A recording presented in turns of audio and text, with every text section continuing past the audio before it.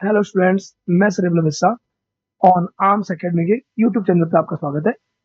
आज अपन जो बड़ा पढ़ेंगे क्रिस्टल फील्ड थ्योरी की एप्लीकेशंस पढ़ेंगे।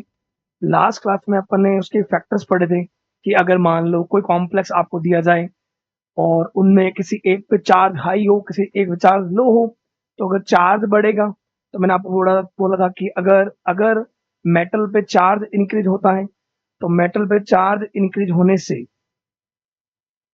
जो अपन देखते हैं phi,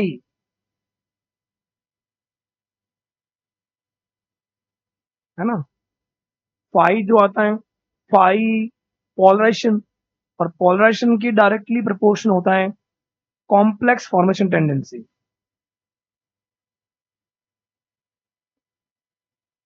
phi directly proportional to क्या होता है? Complex formation tendency. मतलब आप ये बोल सकते हो कि जितना हाई चार्ज होगा, चार्ज अगर इंक्रीज हो रहा है, लेकिन अगर ये भी ध्यान रखना साथ में सेंट्रल मेटल क्या हो, सिमिलर हो। जैसे पीछे वाले जो एग्जांपल्स हैं, आयरन आयरन, लिगेंड भी क्या है, वाटर वाटर, 6 और 6, तो सिर्फ चेंज क्या हो रहा है, चार्ज +3 +2। तो अगर चार्ज बढ़ेगा, चार्ज बढ़ने के साथ साथ ऐसा बोल सकते हैं अपन कि जो एनायन होता है, एनायन, वो एनायन जो है जिसको अपन बोल सकते हैं लिगेंड बोल सकते हैं, वो किसी कैटायन की तरफ ज्यादा अट्रैक्ट होगा। तो वो एनायन ही तो, लिगेंड ही तो इस कैटायन को अपना इलेक्ट्रॉन डोनेशन कर रहा है, डोनेशन कर रहा है। तो डोनेशन करने के साथ वैकेंट ऑर्बिटल में जो इलेक्ट्रॉन डोनेशन करेगा तो कौन सा बॉन्ड बनेगा, कोऑर्डिनेशन। तो कोऑर्डिनेशन बॉन्ड बनेगा तभी तो अपन बोलेंगे कि क्या हो रहा है, कॉम्प्लेक्स फॉर्मेशन। तो वही बात है कि जितना ज्यादा चार्ज बढ़ेगा उतना क्या बढ़ेगा, पोलराइजेशन। पोलराइजेशन बढ़ने से इनके बीच में कॉम्प्लेक्स फॉर्मेशन की टेंडेंसी बढ़ेगी, और बढ़ेगी तो वही बात है, जितना ज्यादा इनके बीच में कोऑर्डिनेशन बॉन्ड बढ़ेगा उतना ये जो मेटल है, ये मेटल का, मेटल के जो डी ऑर्बिटल है, डी ऑर्बिटल, जब तक मेटल अकेला होता है आइसोलेटेड, तब तक इन इसके पांचों डी ऑर्बिटल की एनर्जी क्या रहती है, इक्वल। जैसे ही ये नेगेटिव लिगेंड की तरफ आता है, जितने ज्यादा आएंगे उतना ज्यादा एनर्जी में चेंज आएगा, और एनर्जी में जब चेंज आएगा तभी तो वो होते हैं स्प्लिट। ईजी एन T2G बोल दो या T2G या ईजी में, वो तो आपको पता है कि जहां अगर अगर लिगेंड एक्सियल पे, एक्सिस पे, तो ऊपर एक्सिस वाले आएंगे। अगर मान लो लिगेंड जो है वो कहाँ पे, प्लेनर पोजीशन पे, जैसे टेट्राहेड्रल में होता है, तो ऊपर जो आएंगे वो कौन सा आ जाएंगे, planar orbital, DXY DYZ DZ। तो बस बात यही है कि अगर हमें कई बार कोई कॉम्प्लेक्स दे रखे हो और सिर्फ चार्ज में चेंज हो, तो चार्ज बढ़ने के साथ साथ कॉम्प्लेक्स फॉर्मेशन टेंडेंसी बढ़ेगी, स्टेबिलिटी बढ़ेगी, और स्टेबिलिटी बढ़ने के साथ साथ CFSE भी इंक्रीज होगी। कई बार ऐसा हो कि सर चार्ज तो सिमिलर है, लिगेंड भी क्या है, वाटर एंड वाटर, लिगेंड का नंबर भी सेम है, लेकिन सिर्फ चेंज क्या हो रहा हो, सेंट्रल मेटल। तो सेंट्रल मेटल चेंज होगा, तो कोबाल्ट से निकल जाने पर कोबाल्ट में डी के इलेक्ट्रॉन कितने होते हैं, 3D7। निकल में कितने होते हैं, 3D8। तो इसको भी आप ऐसे याद रखते हो कि अगर डी के इलेक्ट्रॉन बढ़ेंगे, डी के इलेक्ट्रॉन बढ़ने के साथ साथ डी में अगर इलेक्ट्रॉन बढ़ते हैं तो डी के इलेक्ट्रॉन न्यूक्लियस से दूर होते हैं, तो उसका शिल्डिंग इफेक्ट कम होता है, तो जेफ इंक्रीज होगा। जेफ इंक्रीज होगा तो मैं ऊपर ही बोल रहा हूँ कि z effective directly proportional to CFSE।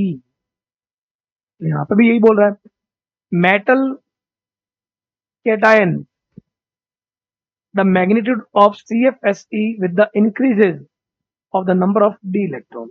D में इलेक्ट्रॉन बढ़ेंगे तो डी के इलेक्ट्रॉन न्यूक्लियस से दूर होते हैं, तो शील्डिंग इफेक्ट कम होगा, जेफ बढ़ेगा, और जेफ अगर बढ़ेगा तो CFS बढ़ेगा। इसके अलावा क्वांटम नंबर, अगर अगर कोई मेटल 3D सीरीज का है और दूसरा मेटल 4D का है और 5D का है, तो ग्रुप में जाने पर यहाँ पर भी CFSE की वैल्यू क्या होगी, इंक्रीज।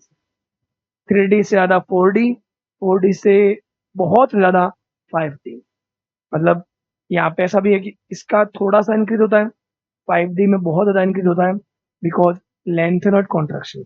कॉन्ट्रैक्शन बढ़ेगा तो जेड इफेक्टिव बढ़ेगा, जेड इफेक्टिव बढ़ेगा तो कॉम्प्लेक्स फॉर्मेशन टेंडेंसी बढ़ेगी। कॉम्प्लेक्स फॉर्मेशन जितना ज़्यादा होगा उतना उतना जो सेंट्रल मेटल है उसकी जो डी ऑर्बिटल है उसकी एनर्जी में चेंज ज़्यादा आएगा। एनर्जी में जब चेंज आता है तभी तो वो स्प्लिट होता है, और स्प्लिट होता है तभी तो वो एनर्जी होती है क्रिस्टल फील्ड स्टेबलाइजेशन एनर्जी।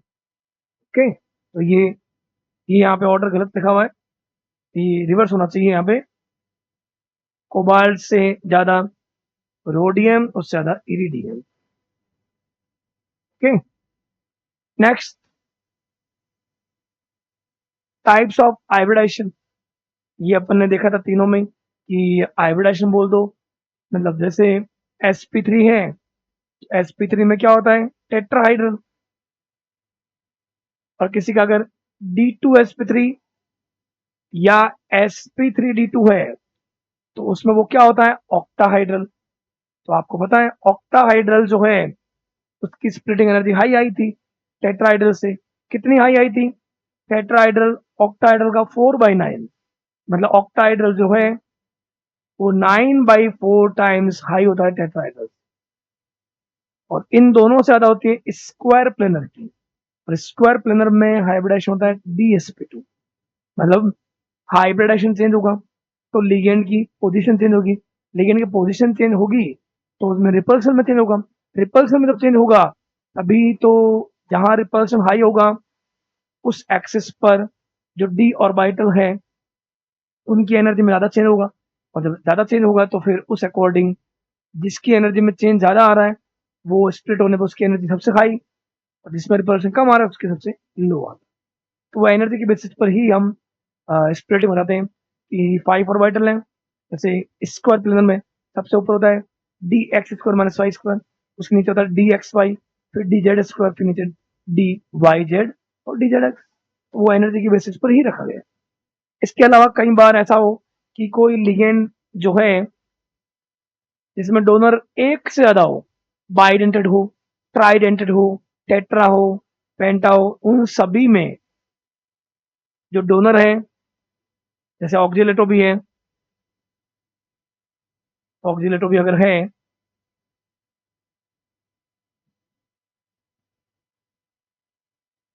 तो जब ये मेटल को इलेक्ट्रॉन डोनेट कर रहे हैं तो एक देखो एक रिंग का फॉर्मेशन हो रहा है, इस रिंग को ही अपन बोलते हैं चिलेट।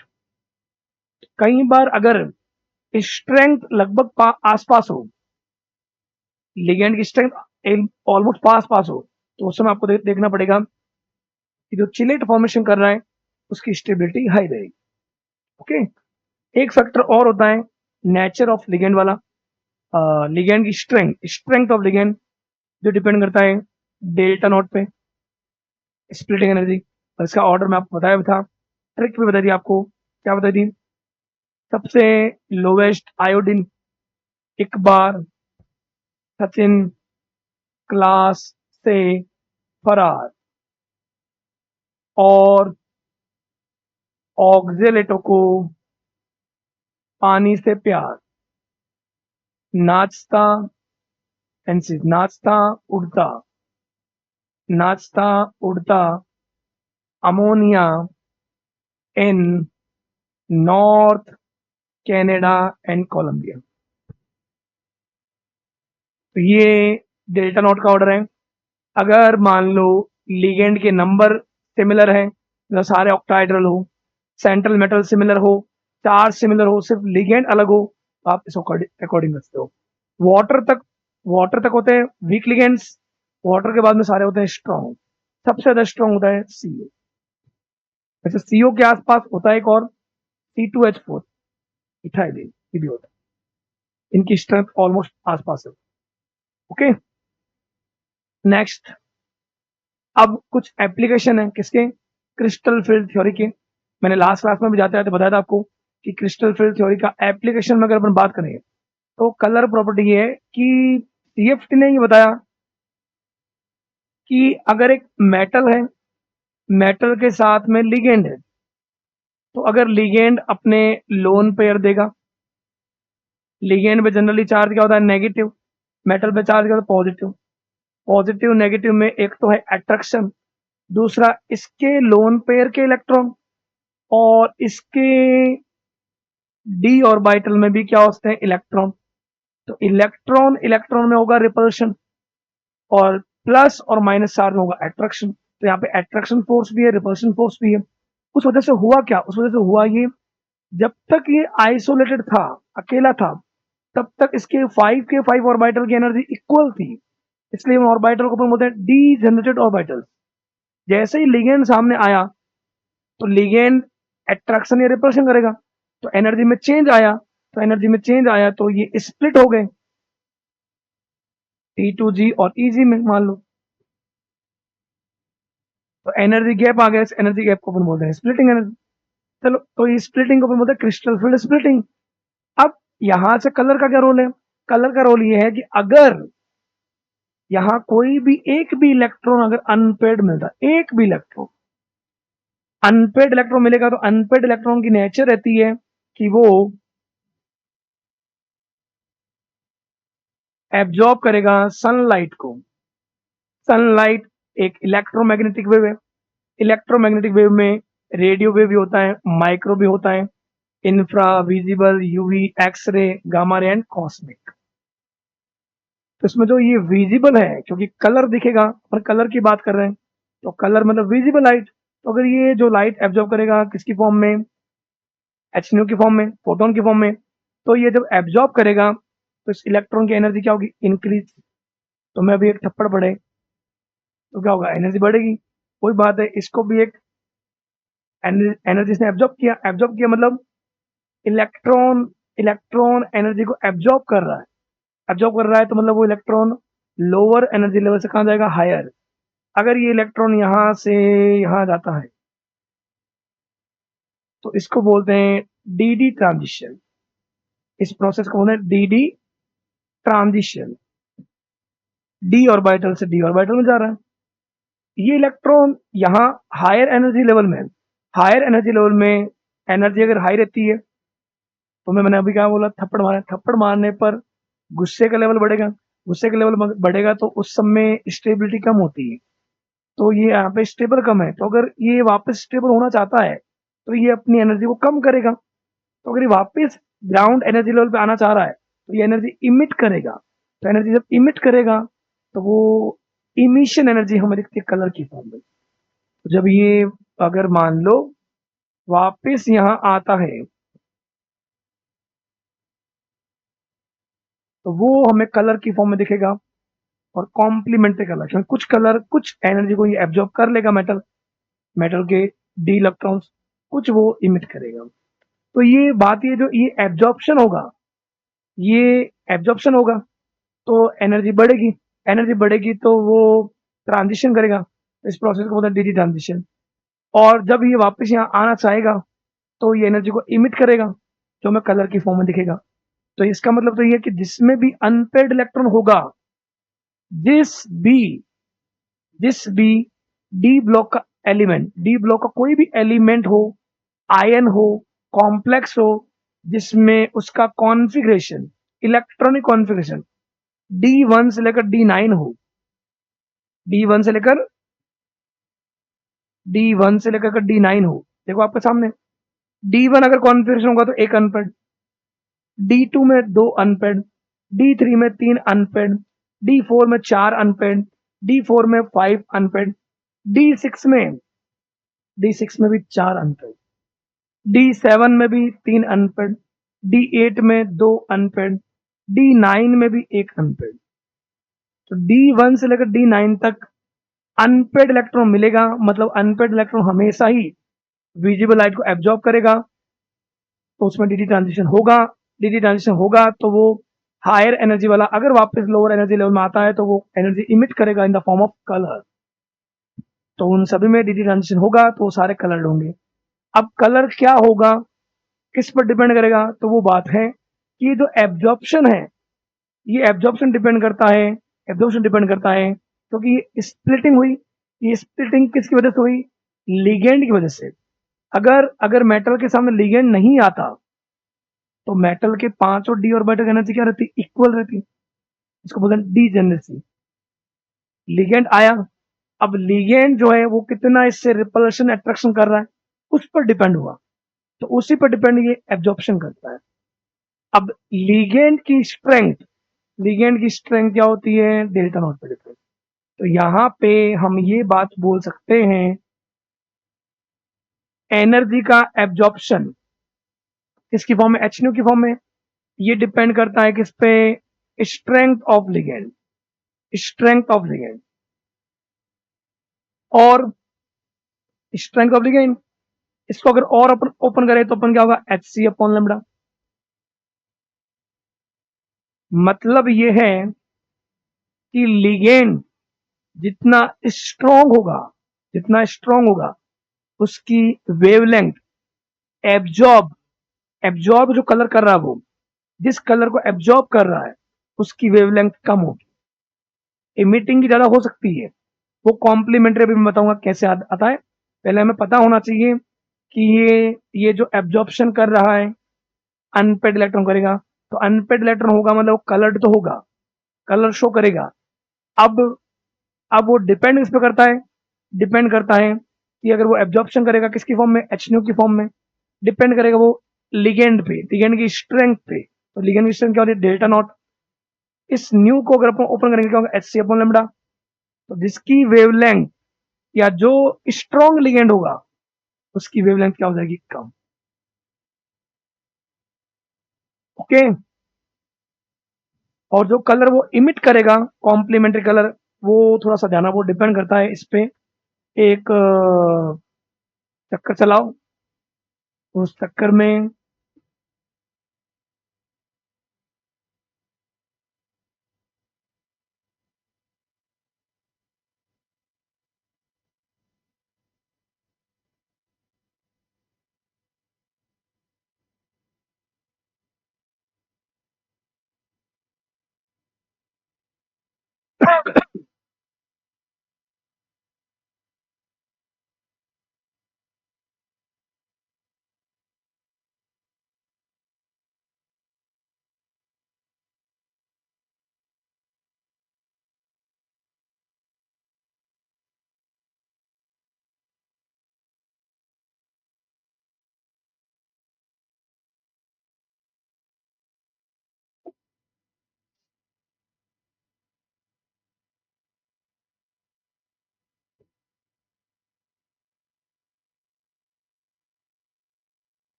पर्पल कलर होता है यहाँ पे। ये मैंने इस अकॉर्डिंग बताया आपको थोड़ा बहुत। बस अब समझने के लिए कि मैंने अभी क्या कहा, मेटल जो है, जो कलर वो एब्जॉर्ब करेगा, एब्जॉर्प्शन एब्जॉर्प्शन किसकी फॉर्म में होगा? एच न्यू की फॉर्म में। तो उसके जस्ट सामने वाला जो होगा वो होगा इमिटिंग कलर।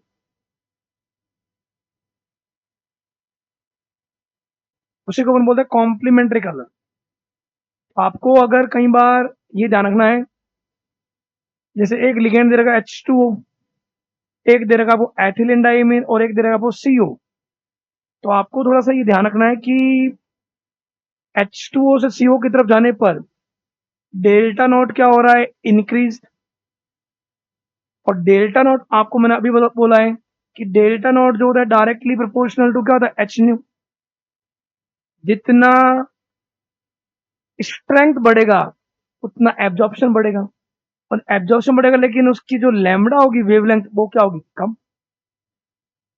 मतलब सबसे कम वेवलेंथ जो होगी एब्जॉर्प्शन में बोल रहा हूं, सबसे कम जो होगी वो किसकी होगी? सीओ की।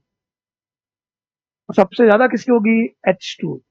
अगर वो आपको एब्जॉर्प्शन बोल रहा है, एब्जॉर्प्शन की वेवलेंथ, थोड़ा सा ध्यान रखना है एकदम इजीली कि ये जो विल है, चक्कर है, वो ये बता रहा है जो एब्जॉर्ब करेगा उसके जस्ट सामने वाला क्या होगा? Complementary colour. अगर वो वॉयलेट एब्जॉर्ब कर रहा है तो वॉयलेट के जस्ट सामने कौन है? Yellow green. तो येलो ग्रीन वो इमिट करेगा। अब ध्यान का रखना है कि अगर लिगेंड की स्ट्रेंथ बढ़ रही है H2O, एथिलीन डाइमीन और CO से, पीछे मैंने बता भी रखा है आपको ऑर्डर, ये रहा ऑर्डर। ये देखो H2O यहाँ पे है, एथिलीन डाई में नहीं आ रहा, सबसे हाईएस्ट स्ट्रॉन्ग वन है CO। तो जो स्ट्रॉन्ग होगा उसका एब्जॉर्प्शन एनर्जी तो हाई होगा, लेकिन उसकी वेवलेंथ क्या हो जाएगी, कम। ओके, तो ये थोड़ा सा ध्यान रखना इस अकॉर्डिंग अपने। इसका क्वेश्चन बताता हूँ आपको। देखो ये थोड़ा सा, पहली बात तो ये है, रीजन फॉर कलर क्या होता है, डीडी ट्रांजिशन। तो डीडी ट्रांजिशन क्या था, यही बोल, कोई भी अगर कॉम्प्लेक्स, कोई भी कॉम्प्लेक्स, जैसे मान लो आपको ये कॉम्प्लेक्स दे दिया, मान टाइटेनियम H2O6+3, इसमें टाइटेनियम आएगा +3 और इसका कॉन्फिगरेशन आएगा, देख लेना 3D1। एक अनपेड इलेक्ट्रॉन है, तो एक अनपेड इलेक्ट्रॉन जिसमें भी होगा D1 से D9, कम से कम एक अनपेड तो होगा ही होगा, और वो एब्जॉर्ब करेगा सनलाइट को। सनलाइट एक इलेक्ट्रोमैग्नेटिक वेव है, इलेक्ट्रोमैग्नेटिक वेव में एक होती है विजिबल लाइट, विजिबल लाइट को अगर एब्जॉर्ब करेगा तो कलर दिखेगा। तो ये जो एब्जॉर्प्शन है ये होता है HNO की फॉर्म में, ये डिपेंड करता है लिगेंड की स्ट्रेंथ पे। लिगेंड की स्ट्रेंथ क्या होती है, डेल्टा नॉट। जितनी ये हाई होगी उतना वेवलेंथ कम होगा, किसका, एब्जॉर्ब लाइट का। एब्जॉर्ब जो लाइट हो रही है उसकी वेवलेंथ कम होगी, और मैंने बोला कि जो एब्जॉर्ब करेगा उसके जस्ट सामने वाला क्या होगा, इमिटिंग कलर बोलते हो, या उसको बोल सकते हैं कॉम्प्लीमेंट्री कलर। और मैंने साथ में एग्जांपल भी दिया है कि H2O से अगर अपन CO जा रहे हैं, H2O से CO जाने पर स्ट्रेंथ बढ़ रही है, स्ट्रेंथ बढ़ेगी तो एब्जॉर्प्शन एब्जॉर्प्शन बढ़ेगा, एनर्जी बढ़ेगी, लेकिन उसकी वेवलेंथ क्या कम होगा। सबसे कम वेवलेंथ इसकी होगी, सबसे ज्यादा वेवलेंथ H2O की। ओके, ये आपको थोड़ा सा ध्यान रखना है। रीजन फॉर कलर, कोई भी कॉम्प्लेक्स में कलर का रीजन क्या होता है, डीडी ट्रांजिशन। मान लो इस पर एक क्वेश्चन बताता हूं, अगर आपको ऐसा बोल दिया जाए, कई बार ऐसा क्वेश्चन आता है,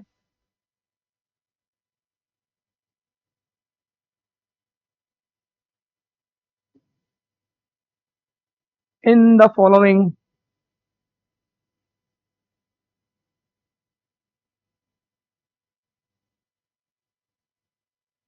which one is colorless।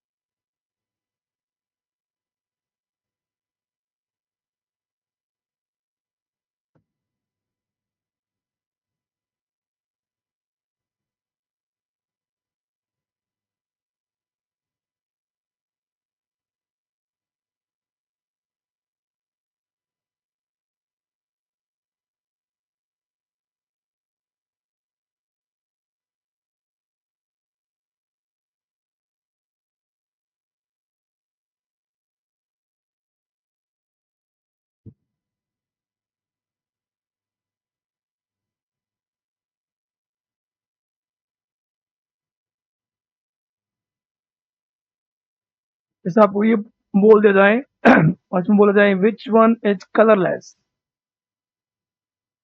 देखो कौन सा होगा।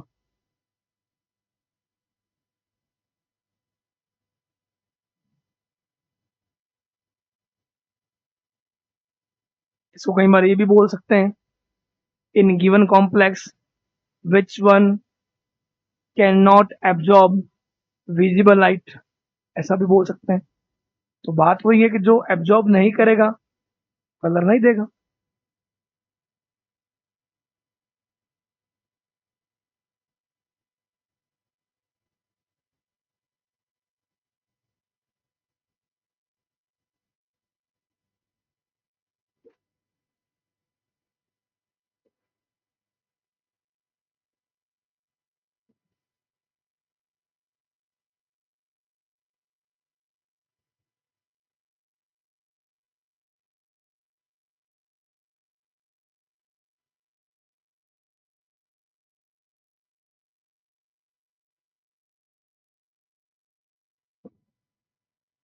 देखिए, देखते हैं अपन कौन सा कलरलेस है।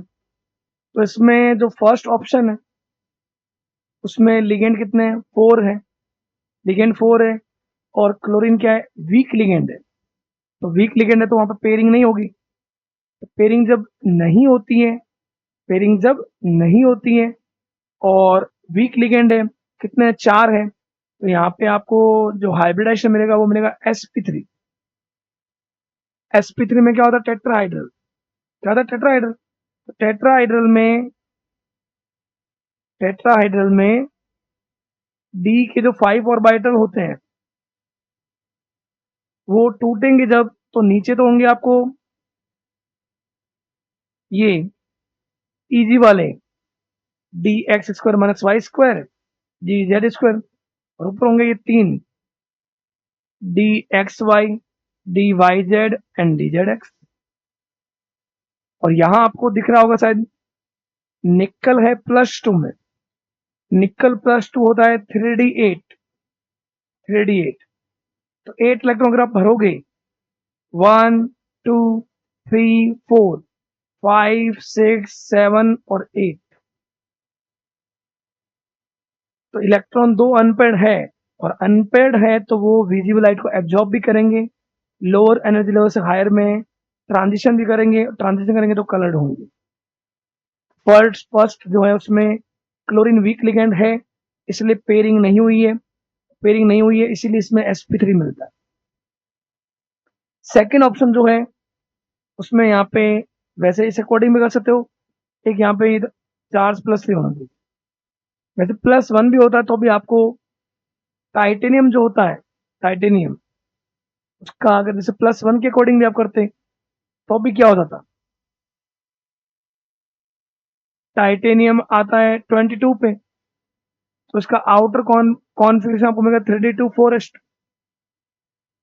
तो अगर आप +1 के अकॉर्डिंग भी अगर आप करते, वैसे उसमें रियल में +3 था, +1 के अकॉर्डिंग भी आप करते तो इसमें से एक इलेक्ट्रॉन निकाल दो और क्या है, तो ये भी 4s1 और ये 3d2, तो 3d2 में भी आपको 2 इलेक्ट्रॉन क्या मिलेगा, अनपेड मिलेगा।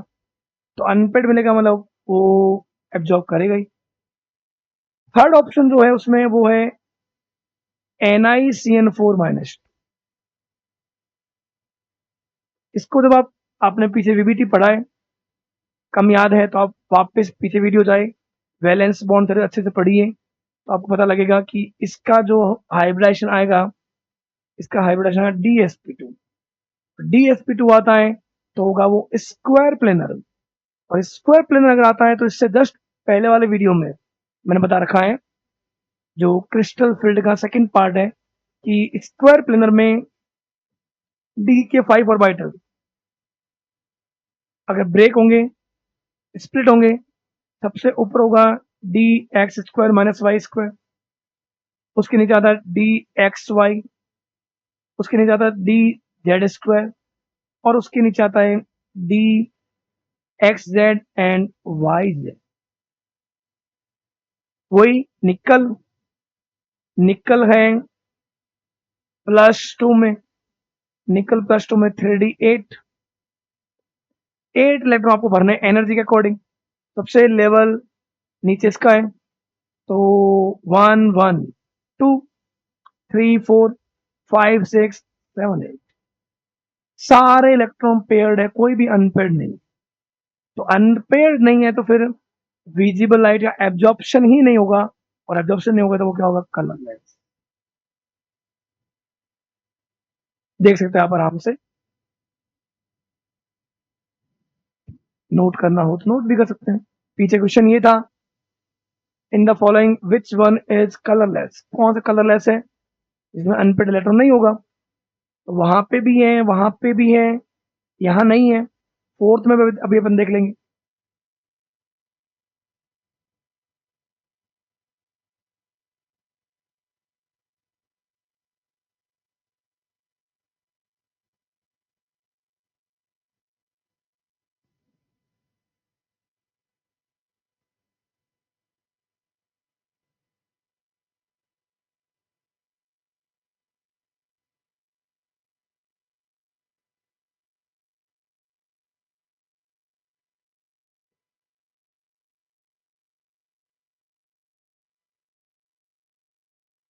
ओके। इसमें जो फोर्थ ऑप्शन है वो ये है, टेट्रा एमाइन कॉपर प्लस। तो कॉपर आता है 29 पे। कॉपर का आउटर कॉन्फिगरेशन होता है 3d10 4s1 या 4s1 3d10, एक ही बात है, एक बात नहीं है। इसका एनर्जी लेवल कम होता है तो पहले 4s1 आएगा फिर 3d10 का। तो अपन अगर इलेक्ट्रॉन दो निकाल लें तो एक इलेक्ट्रॉन यहाँ से एक यहाँ से, 3d9, तो 3d9 में तो फिर 1 इलेक्ट्रॉन अनपेड मिलेगा ही मिलेगा। अनपेड मिलेगा मतलब वो एब्जॉर्ब करेगा और कलर शो करेगा। ओके, तो आपको जब भी नॉर्मल क्वेश्चन ये आए कि कौन कलर्ड है कौन कलरलेस है, तो फर्स्ट पॉइंट ये देखो कि जो कॉम्प्लेक्स है उसमें अनपेड इलेक्ट्रॉन है क्या। अनपेड इलेक्ट्रॉन है तो उसमें डी डी ट्रांजिशन होगा। ठीक है, तो ये मैंने बता दिया आपको।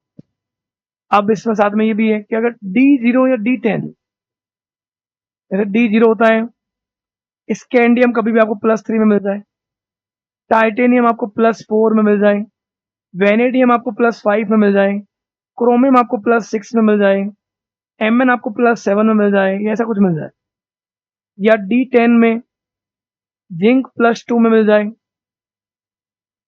कॉपर +1 में मिल जाए, ये आपको ऐसे कोई कंडीशन मिलेगी। मर्क्यूरी +2 में मिल जाए आपको, कैडमियम +2 में मिल जाए, एजी +1 में मिल जाए, तो आपको ये अगर कंडीशन मिले इसके D0 और D10, तो वो क्या होंगे, कलरलेस। हालांकि इसका एक एक्सेप्शन होता है रेजोनेंस के कारण, बताऊंगा मैं आपको। Mn का +7 में एक आता है KMnO4, due to resonance. Resonance के कारण वहां पे चार्ज ट्रांसफर होता है फ्रॉम लिगेंड टू मेटल, जिस कारण से एनर्जी चेंज होती है, और एनर्जी चेंज होने के कारण वहां पे क्या होता है, कलर इमिट होता है। तो KMnO4, इसके अलावा एक होता है K2Cr2O7, क्रोमियम का भी +6 में K2CrO4 भी होता है। इनमें मतलब D0 है, अनपेड इलेक्ट्रॉन नहीं भी होता तो भी ये कलर्ड होता है। तो ये थोड़ा पॉइंट ध्यान, बहुत इंपॉर्टेंट पॉइंट है ये। बट जनरली ऐसा होता है कि D0 या D10 वाले हैं वो कलरलेस, बाकी D1 टू D9 में एक इलेक्ट्रॉन तो अनपेड मिलेगा ही मिलेगा, और मिलेगा मतलब वो क्या होगा, कलर। तो इसके लिए अपन एक क्वेश्चन बता देते हैं, ये पॉइंट वाले लिखना हो तो लिख सकते हो आप। D0 to D10, D0 and D10 configuration वाले कलरलेस होंगे, एंड D1 टू D9 वाले कलर्ड होंगे इन जनरल। अब देखो इन जनरल बोला है, हम ऑलवेज नहीं बोला।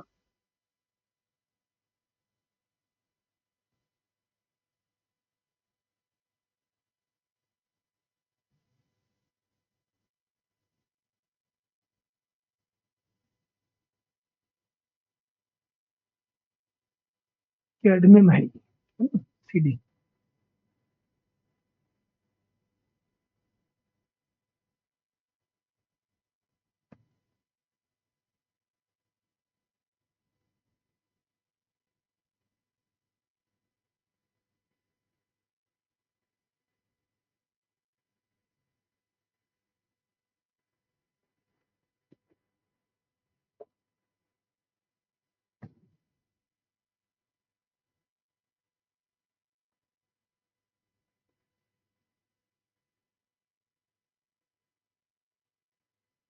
ओके, बस पे क्वेश्चन आ सकता है इस तरह से,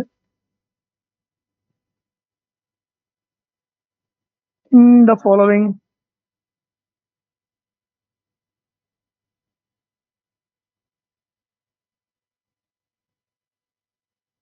which one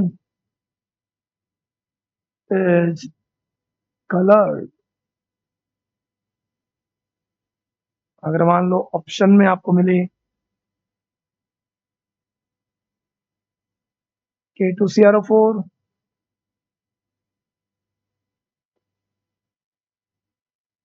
K2Cr2O7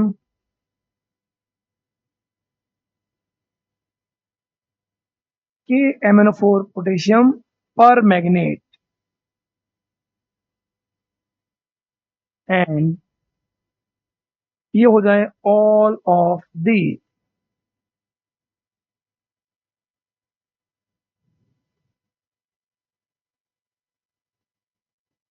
एक ऑप्शन और भी बोल सकते हैं अपन, नन ऑफ दी।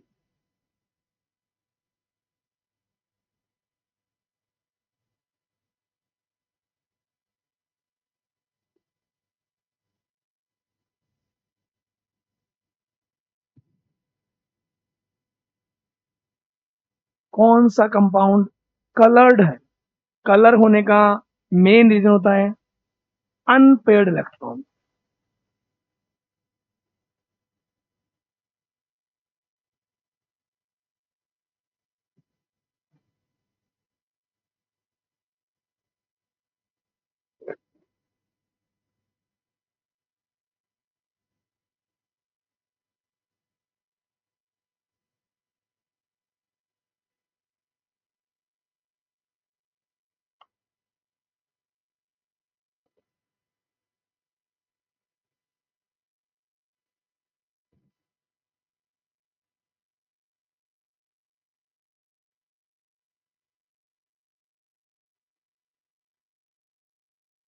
देखिए इसमें क्या इंपॉर्टेंट बात ये है, यहाँ आपको ये देखने को मिलेगा कि जो कंपाउंड है इसमें अगर आप क्रोमियम का अगर ऑक्सीडेशन स्टेट निकालोगे, ऑक्सीडेशन स्टेट निकालने के लिए इसको एक्स मानना पड़ेगा। पोटेशियम पे चार्ज कितना होता है? +1, एक पोटेशियम पे, तो 2 पोटेशियम है। और एक ऑक्सीजन के ऊपर चार्ज कितना होता है? -2। तो आप चार्ज निकालोगे तो यहाँ पे क्रोमियम आएगा +6। क्रोमियम आपको पता है, क्रोमियम आता है 24 पे। 24 पे आउटर कॉन्फ़िगरेशन आता है 3d5 4s1। लेकिन जब आप +6 में देखोगे तो +6 में तो ये भी इलेक्ट्रॉन निकल जाएंगे और ये भी निकल जाएंगे, मतलब ये रहेगा 3d0 और d0 है। तो हम पीछे अभी बोल के आए हैं कि d0 वाले तो होते हैं कलरलेस, बट रियल में इस कंपाउंड का येलो कलर मिला था। उसका रीजन होता है क्योंकि यहाँ पे इसकी स्ट्रक्चर ये मिलती है, ये क्रोमेट आयन है। क्रोमेट आयन में यहाँ पे नेगेटिव टू बॉन्ड एंड ये बॉन्ड आगे ट्रांसफर होता है। ये लिगेंड है, ligand to metal charge transfer होता है। तो चार्ज ट्रांसफर यहाँ वर्ड आता है, charge transfer from ligand to metal, CTLM। Charge transfer से एनर्जी में चेंज होता है और एनर्जी चेंज होने से आपको पता है इलेक्ट्रॉन ट्रांजिशन कर सकता है। इस कारण से इसका होता है येलो कलर। K2Cr2O7 में भी ऐसा ही होता है, इसका भी स्ट्रक्चर ऐसा होता है, डबल बॉन्ड और ये O-, ऑक्सीजन डबल बॉन्ड और ये O-। तो नेगेटिव सिंगल डबल मतलब रेजोनेंस है, रेजोनेंस है मतलब चार्ज का ट्रांसफर हो रहा है, charge transfer from ligand to metal. तो ऐसा इसमें भी होता है, ऐसा इसमें भी होता है, KMnO4 में भी ऐसा होता है। ये जो KMnO4 है इसकी स्ट्रक्चर भी ऐसी होती है, Mn double bond and double bond और एक होता है O-। Negative single double, negative single double, negative single double. तो इसका कलर मिला था लगभग डार्क वॉयलेट या पर्पल टाइप, इसका मिला था ऑरेंज क्रिस्टल मिलते हैं और वो मिलता है येलो कलर। जबकि यहाँ Mn भी आप देखना कि यहाँ पे Mn का भी आपको चार्ज मिलेगा Mn+7। तो Mn+7 में D0 होता है क्रोमियम +6 में D0 होता है और क्रोमियम +6 में D0। D0 होने के बावजूद भी कलर्ड होते हैं, रीजन होता है charge transfer from ligand to metal.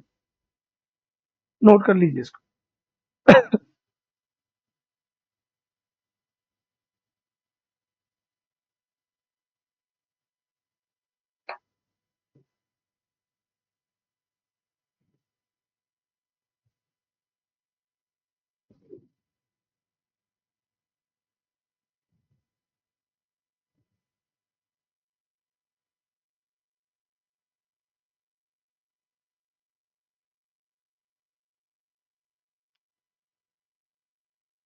Okay, तो ये तीनों कलर्ड होते हैं D0 में भी।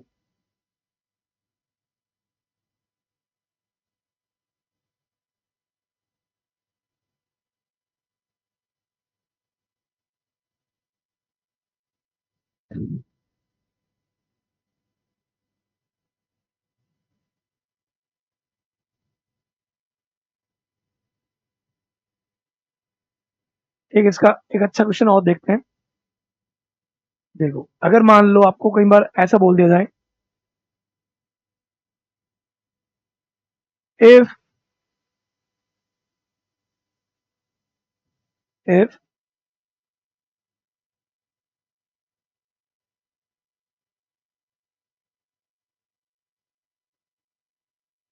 हेक्सामाइन cobalt third hexammine cobalt third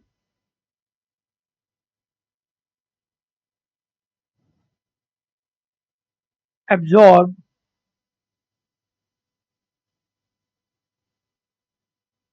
absorb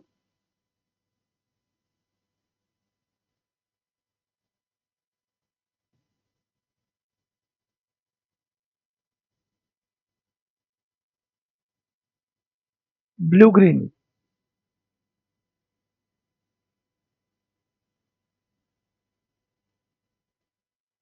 then find out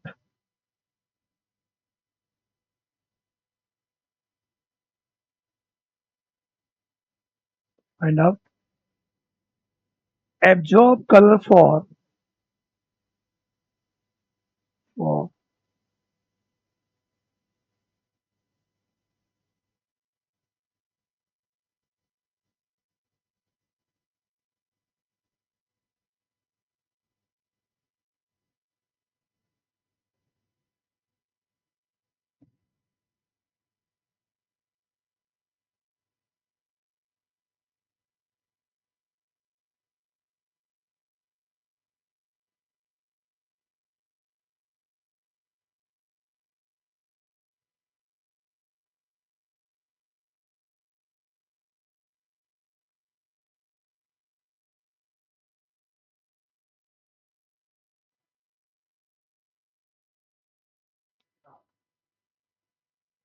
हेक्सामाइन cobalt third blue green colour absorb कर रहा है, तो पेंटा एमाइन क्लोरिडो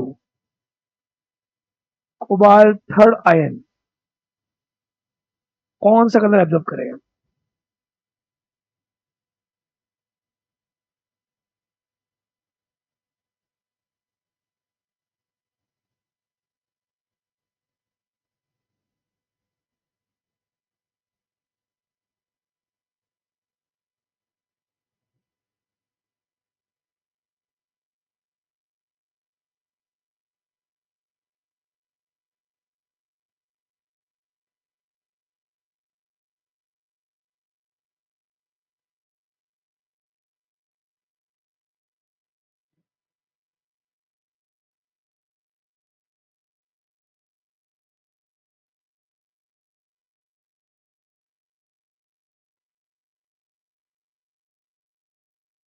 तो देखो, अगर ऐसा क्वेश्चन, ये इसीलिए मैं आपको बताना चाह रहा हूँ कि अपने को जो डेल्टा नॉट स्प्लिटिंग एनर्जी और वेवलेंथ के अगर क्वेश्चंस करने हो तो हमें उसमें क्या ध्यान रखना है। हमें सबसे पहले एकदम नॉर्मल बात ये ध्यान रखनी है, कोबाल्ट NH3 6 जो +3 है वो चेंज हुआ है कोबाल्ट NH3 5Cl+2, है ना, 5 है, मतलब यहाँ अमोनिया 6 है, यहाँ अमोनिया 5 है, तो यहां से यहां जाने पर डेल्टा नोट क्या होगा, कम, और डेल्टा नोट कम होगा तो आपको पता है डेल्टा नोट डायरेक्टली प्रोपोर्शनल होता है एच न्यू, लेकिन लैम्बडा के इनवर्सली होता है, तो यहां से यहां जाने पर स्ट्रेंथ ऑफ लिगेंड तो कम हो रहा है, लैम्बडा क्या होगा, इंक्रीज। अब इंक्रीज होगा, अब आपको चक्कर देखना आना चाहिए, तो चक्कर होता है ये वाला, उस चक्कर में जो है violet, indigo, blue, blue green, green, yellow green, yellow, orange, red and purple, और ये इधर से इधर जाने पर वेवलेंथ को इंक्रीज ही करता है।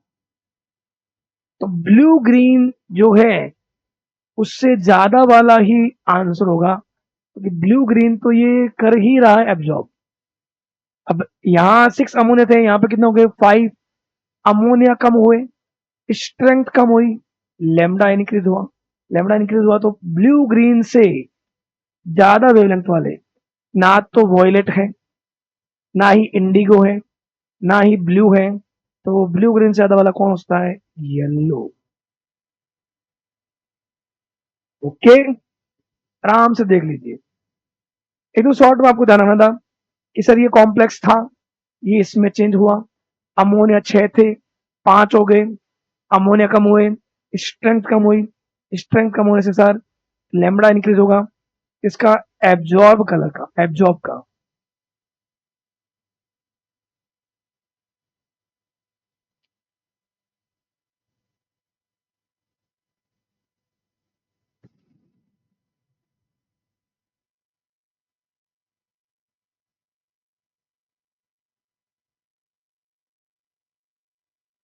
ओके, तो कलर वाले में मैंने आपको तीनों चीजें बता दी।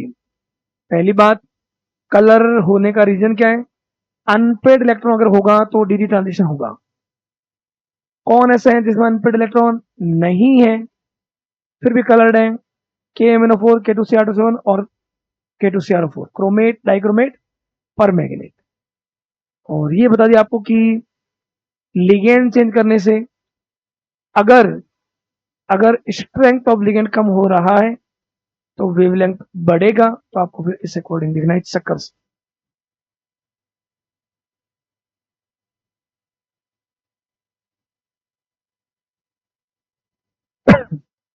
तो एक तो एप्लीकेशन ये था CFT का।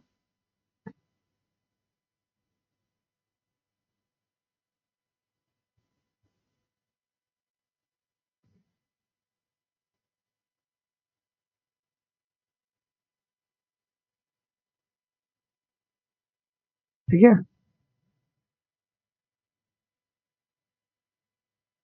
कॉम्प्लीमेंट्री कलर विल जो है वो विल यही है, ये वाला जो भी मैंने बताया आपको, इसको ध्यान में रखो एकदम आराम से।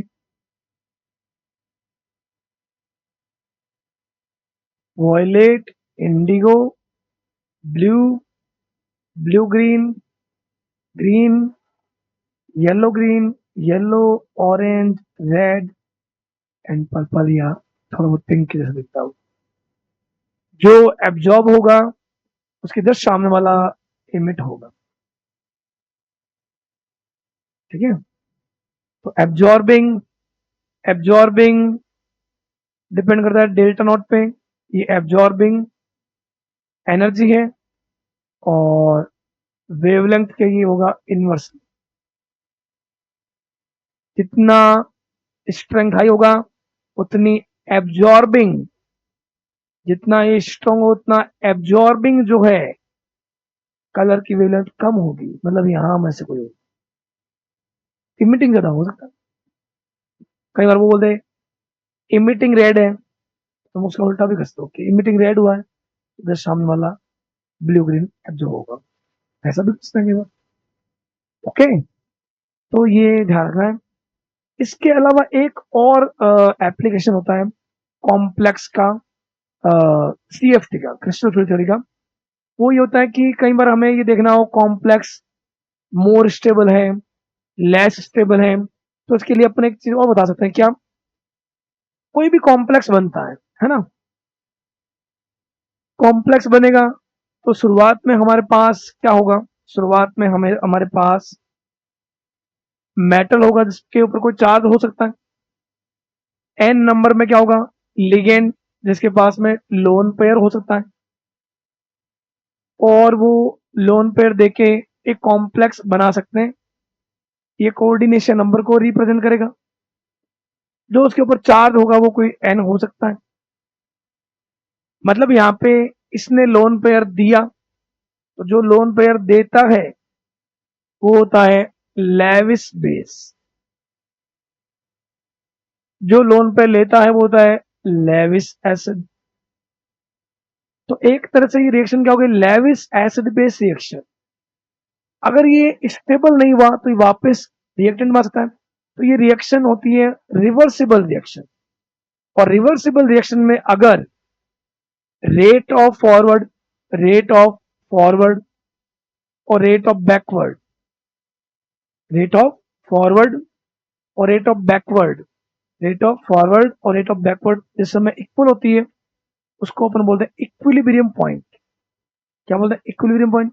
और इक्विलिब्रियम पर एक कांस्टेंट मिलता है जिसको अपन जनरली अपन बोलते हैं के सी या के पी। यहां हमें कॉम्प्लेक्स के लिए देखना है, तो कॉम्प्लेक्स स्टेबल है या अनस्टेबल, तो वहां आता है स्टेबिलिटी कांस्टेंट, स्टेबिलिटी कांस्टेंट।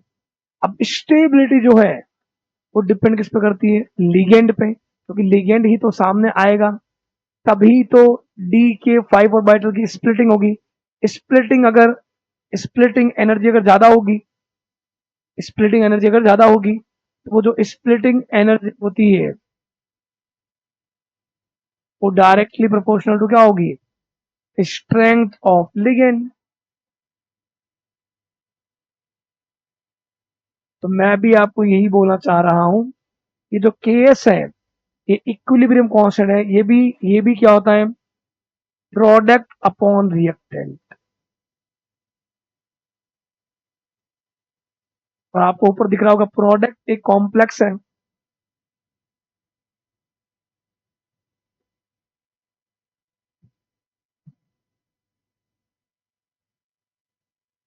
और रिएक्टेंट या तो मेटल है,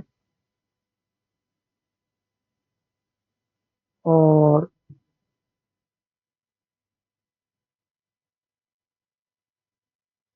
जितना कॉम्प्लेक्स स्टेबल होगा, प्रोडक्ट स्टेबल होगा, के एस की वैल्यू हाई आएगी, और के एस की वैल्यू हाई आएगी तो कॉम्प्लेक्स स्टेबिलिटी ज्यादा होगी।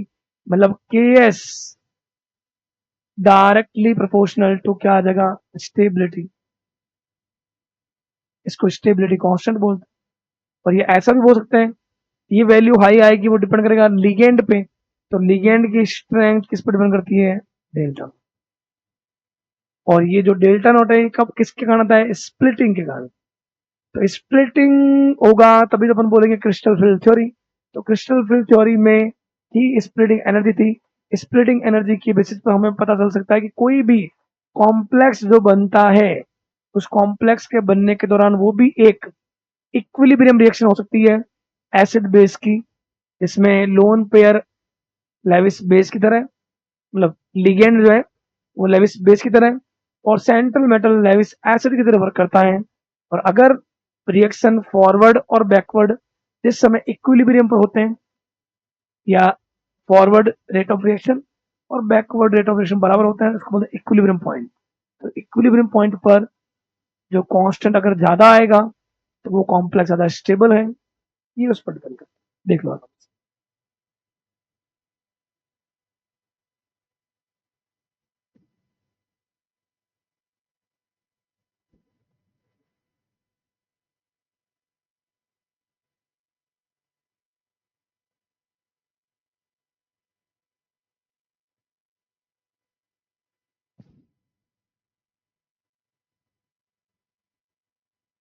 आपको ध्यान रखना है, जितना लिगेंड स्ट्रॉन्ग हुआ उतनी केएस की वैल्यू हाई आएगी।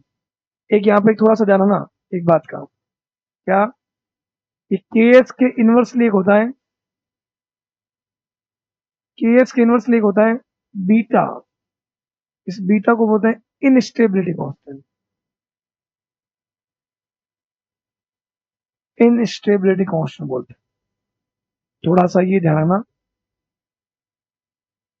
इसको आप ऐसे भी बोलते हो, beta equal to the 1/k, 1/ks, ऐसा बोलते हो। केएस की वैल्यू हाई होगी उतना कॉम्प्लेक्स ज्यादा स्टेबल होगा, बीटा की वैल्यू जितनी हाई होगी उतना वो कम स्टेबल होगा। तो थोड़ा सा कभी कभी आ जाता है, तो थोड़ा सा ध्यान देना। ओके, जैसे मान लो अगर मैं आपको बोल दूं अमोनिया है, एथिलीन डाइमीन है, दोनों किसके साथ में, आयरन +3 के साथ में, तो आपको पता है दोनों में से ज्यादा डेल्टा नोट किसका होता है, एथिलीन डाइमीन का। तो जिसका जो ज्यादा स्टेबल होगा तो उसका डेल्टा नोट हाई होगा, डेल्टा नोट हाई होगा तो उसका केएस हाई होगा। और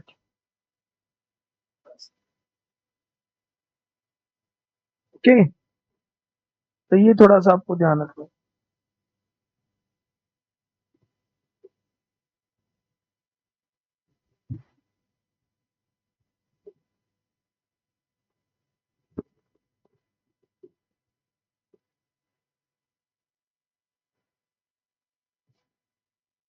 नेक्स्ट कुछ चीजें ऐसी थी जिनको क्रिस्टल फील्ड थ्योरी एक्सप्लेन नहीं कर पाया था, तो उसको अपन बोलते हैं limitations of crystal field theory. Not very clear in about the crystal field theory is not very clear about the following, इनके बारे में। इसमें अपन बोलते हैं फर्स्ट हो क्या था, स्पेक्ट्रोकेमिकल जो सीरीज थी स्ट्रेंथ ऑफ लिगेंड की, CFT assume the interaction between, CFT assume कर रहे हैं interaction between central metal and ligand to be electrostatic, therefore the anionic ligands, जो एनायनिक लिगेंड्स है, एनायनिक लिगेंड्स जो है should give maximum crystal field splitting. जो anionic ligand जो भी है उसमें मोस्टली ज्यादा आपको मिल रहा है delta naught splitting energy. The reverse has been found to be true halides the bottom of spectrochemical series. मतलब जनरली जो ये अपने को मिल रहे हैं, भाई एनाइन की बात है तो एनाइन तो F-Cl-Br-I- मिलते हैं, लेकिन ये उसमें स्ट्रेंथ ऑफ लिगेंड में सबसे लास्ट में आते हैं। वो it means a strong base gives a field which is weaker then H2O। और H2O जो है, जो क्या होता है, न्यूट्रल लिगेंड मिलता है, हैव अ लार्जर साइज। मतलब कहने मतलब यही है कि जनरली एनायनिक जो लिगेंड्स है वो उसके लिए बोला गया था कि वो स्ट्रॉन्ग फील्ड जनरेट करेंगे, और जबकि वो रियल में मिले थे जो सीएफटी के अकॉर्डिंग उनकी एनर्जी कम मिली थी। ये आप ध्यान रखते हो। इसके अलावा radial wave function d orbitals of the ligand should have some overlapping at the observed internuclear distance in the matter complex. Ligand therefore are not point charge but have their own electron orbitals। मतलब जो CFT में बोला गया है कि जो अपन ligand को एक अपन क्या मान सकते हैं, पॉइंट चार्ज मान सकते हैं, लेकिन उनका खुद का एक ऑर्बिटल होता है। तो वो बात, ligand therefore are not point charge नहीं होते, but have their own electron orbitals. उसका खुद का एक क्या होता है, ऐसा बोलते हैं कि ऑर्बिटल होता है। तो ऑर्बिटल होता है तो उस अकॉर्डिंग बोल रहा है कि radial wave function of the d orbitals and ligands should have some overlapping at the observed internuclear distance in the matter complex। तो ये भी एक थोड़ा जो है पॉइंट वहां पे, मतलब कहने मतलब ये है कि उसको पॉइंट चार्ज नहीं माना था। पॉइंट चार्ज अपन उसको मान सकते हैं जिसका खुद का जो है वो क्या ना हो, ऑर्बिटल, वो सिर्फ एक चार्ज हो, बट यहाँ पे एक ऑर्बिटल होता है। तो ये भी थोड़ा इसके अकॉर्डिंग गलत था। CFT cannot account for pi bonding. CFT में कहीं पे भी इस बारे में बात नहीं हुई थी, मतलब ऑर्गेनोमेटली के बारे में पूछते अपन, या ऐसा बोल सकते सिनर्जिक बॉन्डिंग के बारे में, एक आगे टॉपिक आएगा सिनर्जिक बॉन्डिंग, उसके बारे में बात नहीं हुई थी। और CFT cannot explain the charge transfer spectrum, जो अभी मैंने बोला था KMnO4 K2CR27, उनमें जो कलर्ड वाली बात है वो सीएफटी में कहीं पे भी नहीं थी। सीएफटी में सिर्फ ये था कि जिसमें अनपेड इलेक्ट्रॉन होगा वो कलर्ड हो सकते हैं, जिसमें पेयर्ड होंगे वो कलरलेस। तो ये बात बाद में रेजोनेंस सोर्स आई थी, तो ये भी एक सीएफटी का लिमिटेशन रहता है। ओके, तो कुछ एक पॉइंट ये एक्सप्लेन नहीं कर पाया था। इसके अलावा जो सीएफटी में जो मैग्नेटिक फील्ड के बारे में जो है वो भी कंप्लीटली सही नहीं है, मतलब सिर्फ पैरामैग्नेटिक और डायमैग्नेटिक बता रखा है अनपेड और पेड के बेसिस पर, वो भी कहीं ना कहीं थोड़ी ड्रॉबैक रहता है इसका। नेक्स्ट पॉइंट अपने आइसोमेरिज्म। तो आइसोमेरिज्म हमें पहले पता होना चाहिए आइसोमेरिज्म है क्या। आइसोमेरिज्म का मतलब ये होता है अगर अपने पास दो कंपाउंड है जिनका फॉर्मूला सिमिलर हो, बट या तो उनकी स्ट्रक्चर अलग हो, या हम ये देखें कि अगर हमने उसके ऊपर कोई लाइट डाली और वो लाइट को एक अगर रोटेट कर रहा है, दूसरा अगर रोटेट नहीं कर रहा है, तो उस बेसिस पर भी उसको बोलते हैं ऑप्टिकल एक्टिविटी होती है कि अगर वो लाइट को एक रोटेट कर रहा है, दूसरा रोटेट नहीं कर पा रहा है, तो उस बेसिस पर भी हम उनको डिफरेंशिएट कर सकते हैं। तो कहने मतलब ये कंपाउंड के फॉर्मूले सेम है, लेकिन उनकी फिजिकल जो भी कैरेक्टर है या केमिकल प्रॉपर्टीज तो जनरली सिमिलर रहते हैं, लेकिन फिजिकल प्रॉपर्टी जो है वो अगर डिफरेंट शो हो स्ट्रक्चर के कारण या थ्री डायमेंशनल अरेंजमेंट के कारण, जैसे कई बार कोई कंपाउंड एक है वो क्या हो, पोलर हो और दूसरा नॉन पोलर हो, लेकिन दोनों का क्या हो, जो फॉर्मूला आएगा वो सिमिलर आएगा। तो फॉर्मूला सिमिलर है लेकिन कहीं ना कहीं फिजिकल प्रॉपर्टी अगर अलग हो गई है तो वो एक दूसरे के क्या होता है, आइसोमर्स। जैसे अगर आपने अपन कई बार पढ़ते हैं एल्कीन होता है, एल्कीन में जैसे मान लो मैंने एक बार ये मिथाइल यहां रखी, यहाँ पे, और इसी एल्कीन में मैंने यही फॉर्मूला रखा, लेकिन मैंने मिथाइल को रख दिया मैंने जस्ट अपोजिट। तो ये जो कंपाउंड था, ये कंपाउंड, इसके ऊपर जो चार्ज मिला, नेट चार्ज, वो जीरो मिला। और नेट चार्ज अगर जीरो है तो फिर वो इलेक्ट्रिक फील्ड में न्यूट्रल की तरफ बिहेव कर रहा है, जबकि यहाँ पे चार्ज हाई मिला, डायपोल मोमेंट हाई मिला, पोलर थे तो ये वाटर में डिजोल्व थे, ये वाटर में कम डिजोल्व थे या डिजोल्व इनसॉल्युबल थे। तो उसका मेन रीजन क्या था, उसमें जो ग्रुप है उनका अरेंजमेंट। तो तुम फॉर्मूला देख लो, कार्बन 1 2 3 4, कार्बन 1 2 3 4, हाइड्रोजन कितने 3 6 7 8, यहाँ पे भी 3 6 7 8, डबल बॉन्ड है, लेकिन अरेंजमेंट में आपने चेंज कर दिया। तो बस वही बताया, अगर अरेंजमेंट में चेंज हो रहा है, स्ट्रक्चर में चेंज हो रहा है, उस कारण से अगर प्रॉपर्टी चेंज हो जाती है तो वो क्या होंगे, आइसोमर्स। क्या होंगे, आइसोमर्स। और उस फिनोमेनन को अपन बोलते हैं आइसोमेरिज्म।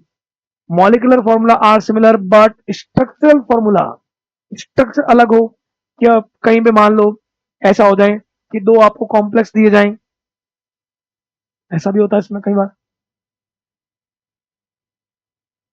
जैसे मान लो आपको एक कॉम्प्लेक्स दिया, कोबाल्ट NH3 5 BrSO4, एक मैंने बोला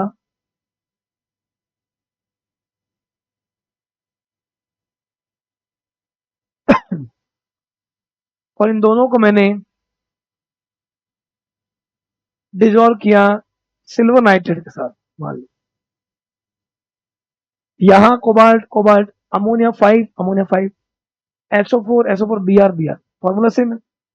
बट जब इससे रिएक्शन करवाया तो यहाँ मेरे को जो उधर प्रेसिपिटेट मिला, तो प्रेसिपिटेट में इधर मेरे को कहीं ना कहीं मिला सिल्वर का कोई सल्फेट मिला, सल्फेट का जनरली व्हाइट प्रेसिपिटेट मिलता है। यहाँ जब मैंने देखा अगर मैं सिल्वर नाइट्रेट लाता हूं तो इधर से मिला Ag+, यहाँ से मिला Br-, तो यहाँ मेरे को AgBr का येलो प्रेसिपिटेट मिला। तो प्रेसिपिटेट चेंज क्यों हुआ, क्योंकि जो बाहर पड़े होते हैं उनको अपन बोलते हैं counter ion, counter ion change है। तो काउंटर आयन चेंज क्यों है, क्योंकि हमने इसकी स्ट्रक्चर में चेंज किया, फॉर्मूला सेम है बट स्ट्रक्चर में जो बाहर होते हैं वो होती है प्राइमरी वैलेंसी, प्राइमरी वैलेंसी हमने चेंज कर दिया। यहाँ पे प्राइमरी वैलेंस चेंज हो मतलब काउंटर आयन चेंज किया, तो हमने स्ट्रक्चर में चेंज किया। स्ट्रक्चर में चेंज होने से प्रेसिपिटेट अलग अलग अलग कलर का मिल रहा है, तो वो आपस में क्या हो गए, आइसोमर्स, जबकि उनका फॉर्मूला क्या है, सिमिलर। और ऐसा होने का रीजन क्या था, आयन डिफरेंट, यहाँ आयन क्या मिल रहा है, सल्फेट आयन, यहाँ क्या मिल रहा है, Br माइनस। जब आयन डिफरेंट मिलता है तो उसको बोलते हैं आयोनाइजेशन आइसोमर्स। क्लियर। कई बार ऐसा अपन देखेंगे कि वाटर के मॉलिक्यूल जैसे ऐसा मिलेगा, जैसे एक फॉर्मूला आपको दे दिया जाए, FeH2O टोटल 6 है और क्लोरीन 3 है। अब इसके अरेंजमेंट कई तरह से हो सकता है। एक अरेंजमेंट ये होगा, तीनों क्लोरीन बाहर। अब यहाँ पे जब अपन ने अगर सिल्वर नाइट्रेट से रिएक्शन कराया तो इधर से आएगा Ag प्लस, यहाँ से क्लोरीन कितने हैं, 3, तो अपने को AgCl के 3 मोल्स मिल सकते हैं। अमाउंट हाई मिलेगी प्रेसिपिटेट के फॉर्म में। लेकिन इसी कंपाउंड का एक एक अरेंजमेंट ये देखा हमने,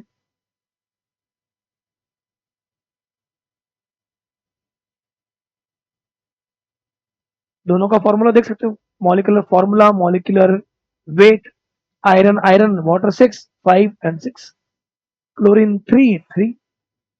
बट इस बार जब हमने सिल्वर नाइट्रेट से रिएक्शन करवाया तो हमें जो प्रेसिपिटेट मिला, वो प्रेसिपिटेट यहाँ से Ag प्लस, इधर क्लोरीन बाहर कितने 2 है, तो इस बार हमें 2AgCl ही मिला, प्रेसिपिटेट थोड़ा कम मिला। और जब हमने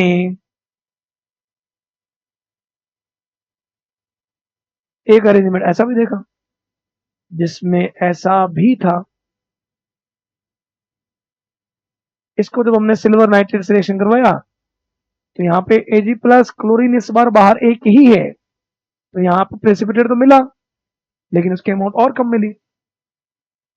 तो तीनों में मॉलिकुलर फॉर्मूला आप देखो, तीनों में मॉलिकुलर फॉर्मूला सिमिलर है, iron iron iron, water 6 5 and 1 6 4 and 2 6, chlorine 3 3 and 2 plus 1 3।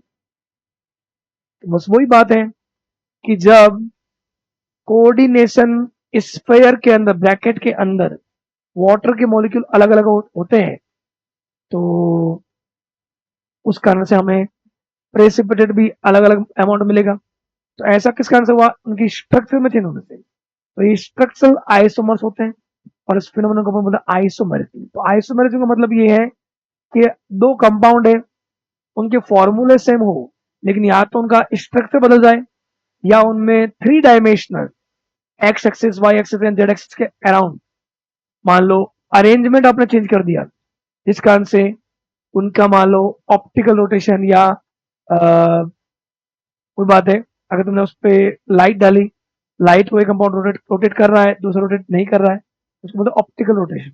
अगर उसमें चेंज मिल रहा है तो वो जो होते हैं वो भी आइसोमर्स ही होते हैं, बस उनको बोलते हैं स्टीरियो आइसोमर्स बोलते हैं।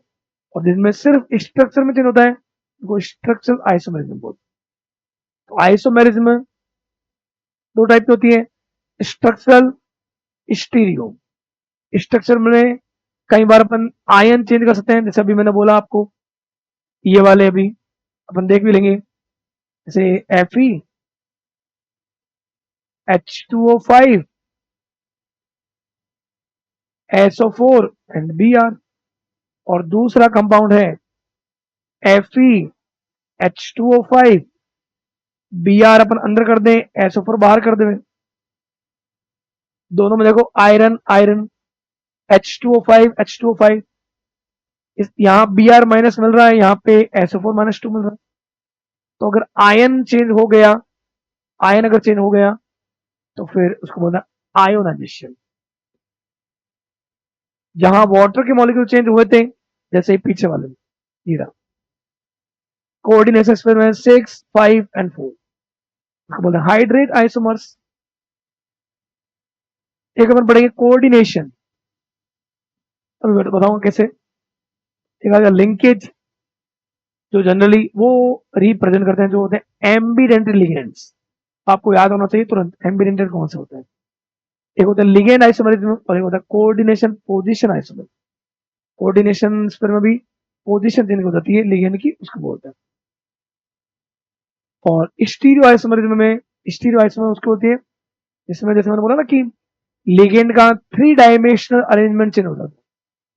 पोजीशन चेंज नहीं होती उसमें, मतलब स्ट्रक्चर में चेंज नहीं होता, लेकिन उसमें जो मान लो अगर कोई ग्रुप है, उस ग्रुप में आपने 3 dimensional arrangement, spatial arrangement change करते हो, उस कारण से अगर ज्योमेट्री चेंज हो जाए या ऑप्टिकल एक्टिविटी, एक compound plane polarize light, light को रोटेट कर सकता है, दूसरा रोटेट नहीं कर पाता है, तो उसको बोलते हैं ऑप्टिकल रोटेशन। तो ये अपन देखते हैं अभी आइसोमेरिज्म में, ये आप नोट कर सकते हो, दो तरह का होता है, स्ट्रक्चरल और स्टीरियो। स्ट्रक्चर में किसी भी दो कॉम्प्लेक्स में आयन में चेंज कर दो, वाटर के मॉलिक्यूल में चेंज कर दो। अगर कोऑर्डिनेशन है तो दो कॉम्प्लेक्स जो है उनके लिगेंड में अगर अपन एक्सचेंज कर सकते हैं। लिंकेज का भी मैं बताऊंगा आपको कैसे चेंज करते हैं। लिगेंड में, लिगेंड जो है उसमें थोड़ा चेंज मिलता है, और कोऑर्डिनेशन पोजीशन जो है उसमें भी कॉम्प्लेक्स जो है उसमें लिगेंड की पोजीशन चेंज होती है, उसको बोलते हैं कोऑर्डिनेशन पोजीशन।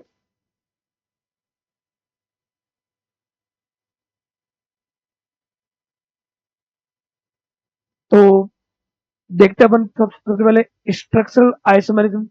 स्ट्रक्चरल आइसोमेरिज्म मैंने बोल दिया आपको, स्ट्रक्चर में चेंज होगा।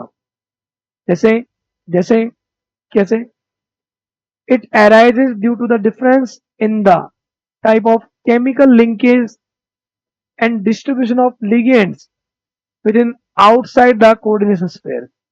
अंदर मतलब with in and the outside, उन जो लिगेंड है उनके डिस्ट्रीब्यूशन में अगर चेंज आ रहा है तो उस कारण से स्ट्रक्चर चेंज होगी, और स्ट्रक्चर चेंज होने से उसका आयन चेंज हो जाए, वाटर के मॉलिक्यूल चेंज हो जाए, लिगेंड चेंज हो गए, लिगेंड का एक्सचेंज हो गया, या जो डोनर है, डोनेट करने वाला है, वो चेंज हो गया जिसमें आता लिंकेज, और या फिर लिगेंड जो है उनके आपस में पोजीशन ही चेंज हो जाए, उसको बोलते हैं ligand isomerism.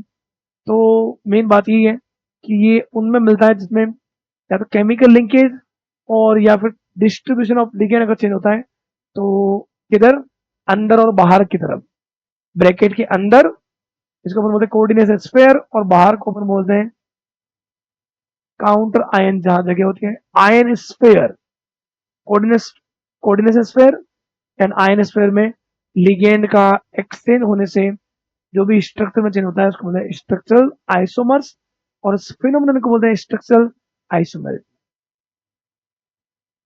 Ionization isomerism, ion के कारण होगा, अभी अपन ने पीछे जो पढ़ा था वही बात है कि अगर हमारे पास दो कॉम्प्लेक्स है,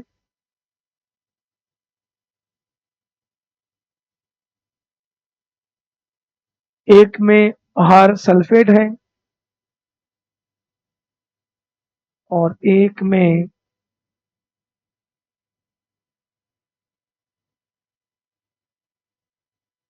दोनों कॉम्प्लेक्स में आप देख सकते हो कोबाल्ट 1 1 है, अमोनिया 5 5 है, और SO4 एक है, SO4 एक है, Br। यहां हमें बाहर जो आयन मिलेगा वो आयन मिलेगा सल्फेट आयन, जबकि यहां बाहर हमें आयन मिलेगा Br-। तो जहां आयन चेंज हो जाए, फॉर्मूला सेम है, उसको बोलते हैं आयोनाइजेशन आइसोमर्स। डेफिनेशन यही है, type of isomerism which is due to the exchange of group और ions between the coordination sphere and the ionisation sphere. जितने आप लिखो उतने कम है।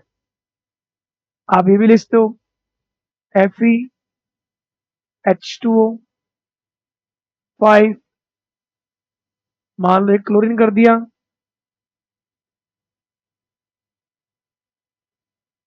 दो बाहर Br2 कर दी, है ना। आपने इसको ऐसा भी तो कर सकते हो,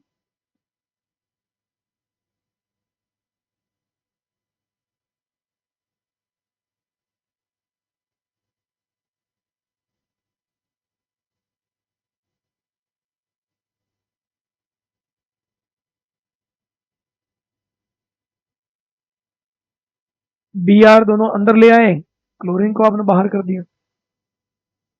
वाटर 5 थे, वाटर एक 5 और ले आओ। तो यहां आपको आयन मिल रहे थे कौन, 2Br-। यहां आपको आयन क्या मिल रहा है, Cl-। फॉर्मूला देख लो, iron iron, water 5, 4 and 5, Br2 chlorine. Example लिख सकते हो ये भी।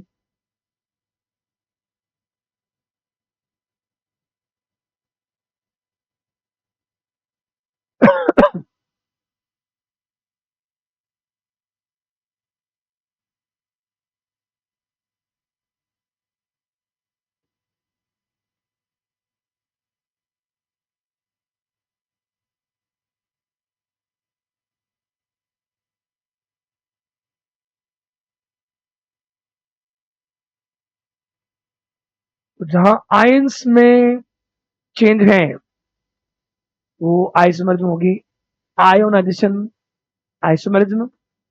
और ये आपस में ये दोनों होते हैं ionization isomers. molecular formula are similar but ions are often different, that's why precipitate may be obtained different। अगर इस कंपाउंड की मैं रिएक्शन करवाता हूं सिल्वर नाइट्रेट से, तो सिल्वर नाइट्रेट से तो कौन आएगा, Ag+। इधर आएंगे 2Br-। तो AgBr का येलो प्रेसिपिटेट मिल सकता है, जबकि अगर यहां से आएगा Cl-, इधर से आएगा Ag+, तो AgCl का मिलेगा white precipitate. Hydrate isomerism, hydrate word लगता है किसके लिए, वाटर के लिए। इसको ये भी ऊपर बोलते हैं सॉल्वेशन, ये भी ध्यान रखना, सॉल्वेशन आइसोमेरिज्म। क्योंकि वाटर जो होता है वो क्या होता है, सॉल्वेंट, इसलिए वाटर के लिए ये भी वर्ड यूज होता है सॉल्वेशन आइसोमेरिज्म। तो ये तो जो पीछे अपने बात है वही बात आपको ये बोल देता है कि एक आयरन है, वाटर के मॉलिक्यूल 6 है और थ्री क्लोरीन है। तो इसके कितने फॉर्म हो सकते हैं, इसका एक फॉर्म ये हो सकता है, इसमें तीनों क्लोरीन बाहर, इसका एक फॉर्म ये हो सकता है,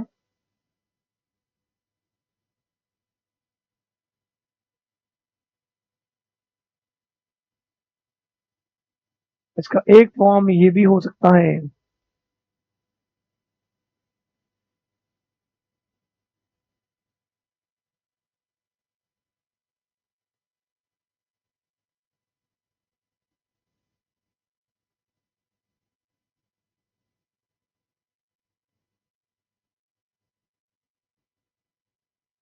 तो कोऑर्डिनेशन स्फीयर के अंदर वाटर कितने हैं, 6, 5 एंड 4। इसकी डेफिनेशन भी यही है, देखो, this type of isomerism is due to the presence of different number of water molecules inside coordination sphere. Coordination sphere में वाटर के मॉलिक्यूल डिफरेंट होने से, यहाँ पे साथ में एक बात और है, यहाँ क्लोरीन आयन, क्लोराइड आयन कितने मिलेंगे, 3Cl-। यहाँ क्लोराइड आयन मिलेंगे 2Cl-। यहाँ क्लोराइड आयन मिलेंगे 1। तो ये एक तरह से हाइड्रेट आइसोमेरिज्म को अपन आयोनाइजेशन आइसोमेरिज्म भी बोल सकते हैं, क्योंकि आयन के नंबर डिफरेंट मिलते हैं, कई बार आयन के टाइप भी डिफरेंट मिलते हैं।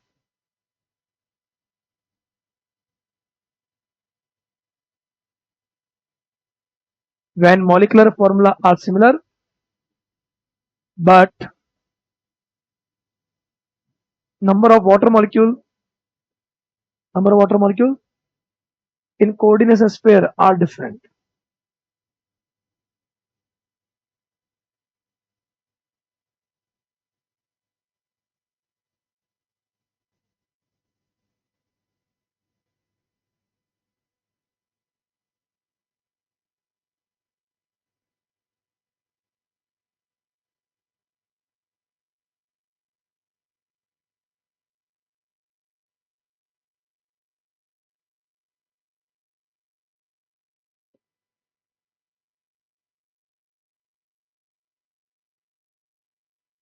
ओके, तो ये इसकी डेफिनेशन थी, due to presence of different number of water molecules inside coordination पे। नेक्स्ट आता है लिंकेज आइसोमेरिज्म। फर्स्ट पॉइंट जानना, ये due to ambidentate ligand, Aamby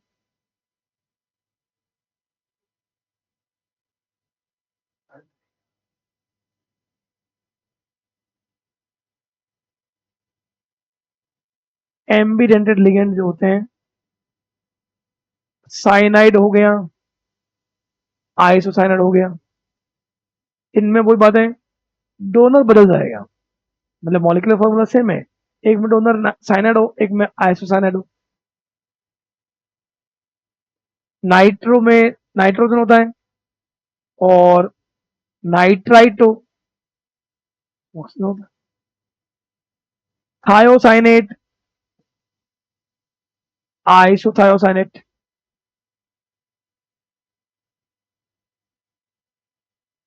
तो अगर आपको एक कोई भी कंपाउंड ऐसा मिल रहा है,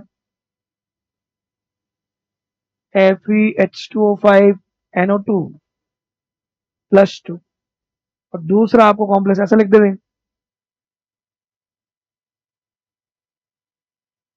ONO, दोनों में क्या है, आयरन आयरन, H2O5 NO2, एक नाइट्रोजन दो ऑक्सीजन, एक नाइट्रोजन दो ऑक्सीजन। बट यहाँ डोनर जो है नाइट्रोजन है, यहाँ डोनर कौन है, ऑक्सीजन है। जब डोनर चेंज हो जाता है तो वो लिगेंड होते हैं एम्बिडेंटेड लिगेंड, और एम्बिडेंटेड लिगेंड जो शो करते हैं उसको अपन बोलते हैं लिंकेज आइसोमेरिज्म।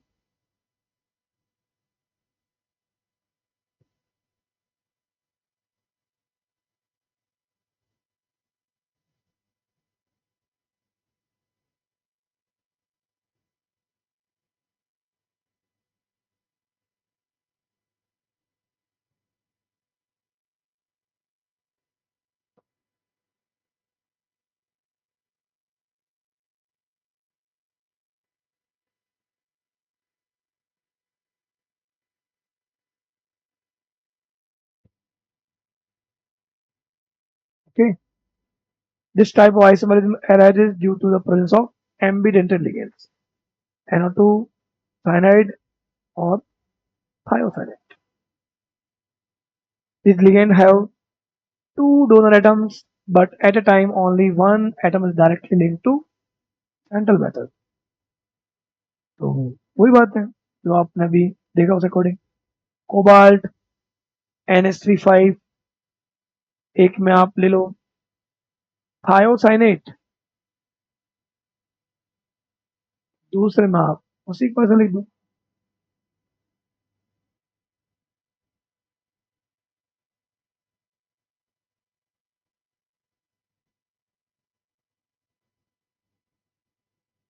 यहाँ डोनर है सल्फर, यहाँ डोनर है नाइट्रोजन। अगर डोनर चेंज हो जाता है तो ऐसे आइसोमर्स होते हैं लिंकेज आइसोमर्स।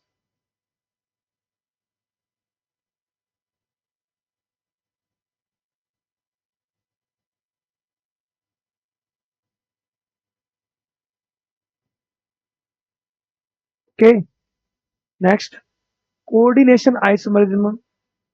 ये जनरली आपको जानना, कोऑर्डिनेशन है, तो इसमें कोऑर्डिनेशन कॉम्प्लेक्स दो होते हैं। एक मतलब आपको मिलेगा कैटाइन, जैसे मान लो आपको ये मिला प्लेटिनम NH3 4, और प्लेटिनम मान लो Cl4, ये पूरा मिलकर एक कॉम्प्लेक्स है, पूरा मिलकर। इसका एक कैटानिक पार्ट है और एक एनायनिक पार्ट होता है।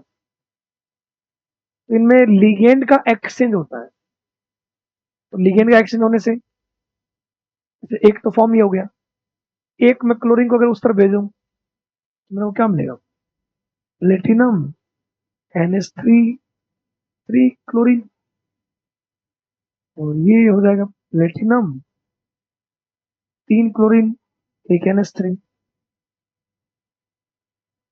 अगर पूरा कंपाउंड में देखता हूं तो पूरे कंपाउंड में प्लेटिनम कितने हैं? 2। यहां पे भी कितने हैं? 2। अमोनिया 4, अमोनिया 3 और एक 1, 4। Chlorine 4, 1 and 3। तो मॉलिक्यूलर फॉर्मूला तो सिमिलर ही हुआ, बट कोऑर्डिनेशन स्फीयर के बीच में एक्सचेंज ऑफ लिगेंड हुआ, जिस कारण से कोऑर्डिनेशन स्फीयर बदल गया। कोऑर्डिनेशन स्फीयर बदलने से जो कैटानिक है, तो जैसे यहाँ पे चार्ज अगर +2 और -2 आ रहा है, तो यहाँ आप देखोगे इसमें तो चार्ज आएगा, क्योंकि प्लेटिनम जो है, मैंने पहले भी बोला था, प्लेटिनम अगर कोऑर्डिनेशन अगर 4 है तो जनरली +2 में मिलता है। तो यहाँ पे तो अमोनिया है न्यूट्रल, इसलिए जो चार्ज यहाँ होगा वही प्लेटिनम का होगा। बट इस कॉम्प्लेक्स में अमोनिया तो न्यूट्रल है, 0 है, बट एक क्लोरीन पे -1, तो प्लेटिनम पे +1। अभी भी एक +1 और चाहिए, तो +1 यहाँ होता है, यहाँ +1 और यहाँ -1। तो देख लो, कैटायनिक चार्ज बदल गया, कॉम्प्लेक्स बदल गया। तो जब कॉम्प्लेक्स बदल जाए, कोऑर्डिनेशन स्फीयर बदल जाए, तो फिर वो coordination isomer. Okay, due to exchange of ligands. इसमें लिगेंड का एक्सचेंज होता है।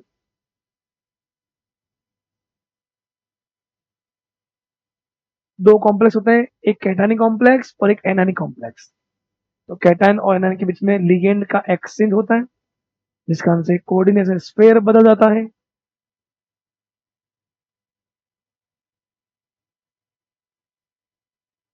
This type of isomerism, when the complex has two complex ions, complex है दो ions, कैटायनिक और एनायनिक। एक और लिस्ट आप, कोबाल्ट NH36, मान लो प्लस, ये ऐसा आ गया, और यहाँ ऐसा कर दो। तो एक कैटायनिक होता है, दूसरा एनायनिक होता है, इनमें लिगेंड का एक्सचेंज होता है। ठीक है, ज्यादा चेंज करना हो तो मेटल भी चेंज कर सकता हूँ, मेटल क्रोमियम कर दो, क्या तब आपको नेमिंग भी चेंज मिलेगी, उस अकॉर्डिंग आइसोमर से ज्यादा मिलेंगे। जैसे यहाँ पे कोबाल्ट के साथ अमोनिया 6 है, मैं एक साइनाइड उधर लेके गया, तो नेक्स्ट जो बनेगा उसमें कोबाल्ट के साथ 5 अमोनिया, एक साइनाइड, फिर साइनाइड 2 लेके गया, तो उसमें कोबाल्ट के साथ 4 अमोनिया, 2 साइनाइड, फिर तीसरा जब लेके जाएंगे 3 और 3, वो उसमें देखो नहीं बनेगा। अगर मैं 3 लेता हूँ तो वो थोड़ा सा ऐसा, मतलब कोबाल्ट NH3 3, अगर ये 3 साइनाइड, अगर ये भी कर देता हूँ क्रोमियम,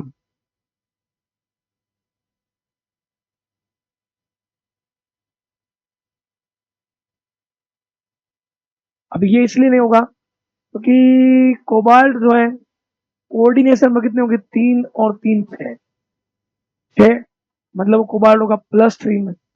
अब +3 में होगा तो बात ये है, ब्रैकेट के अंदर जो साइनाइड है वो 3 है, -3, तो कोबाल्ट में +3, तो +3 तो यही हो गया, तो यहाँ चार्ज कुछ भी नहीं होगा। जब यहाँ चार्ज नहीं होगा तो ये आपस में अटैच नहीं होंगे, ये अटैच नहीं होंगे, तो मतलब फॉर्मूला ही चेंज हो जाएगा जिससे अपन कंपैरिजन कर रहे हैं। तो ये वाला जो होगा, ये वाला इसका आइसोमर नहीं होगा। बाकी सारे जो हैं, पहले आप एक साइनाइड भेज दो उधर, तो 5 अमोनिया, एक साइनाइड, फिर 2 साइनाइड उधर भेज दो, तो 4 अमोनिया, 2 साइनाइड, फिर 3 और 3 वाला वो बनेगा नहीं, फिर 4 साइनाइड भेज दो, फिर 5 साइनाइड भेज दो, और फिर 6 भेज दो।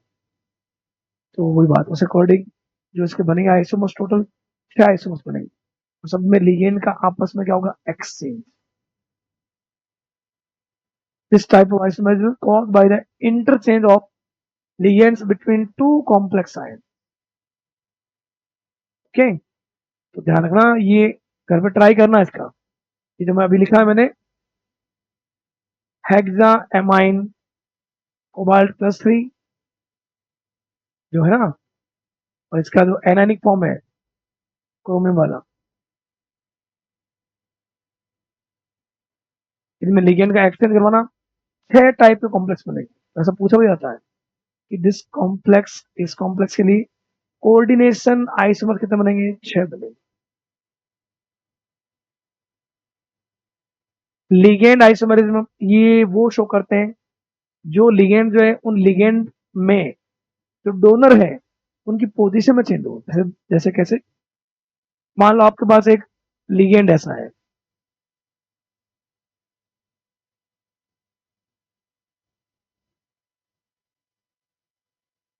तीन कार्बन, प्रोपाइलिन, ये दोनों डोनर है, ये फर्स्ट और सेकंड पे प्रोपाइलिन 1,2 डाइएमीन। इसको अपन ऐसा भी तो लिख सकते हैं, मतलब इसका एक रूप ये भी तो होता है, ये NH2 अपन यहाँ कर देंगे,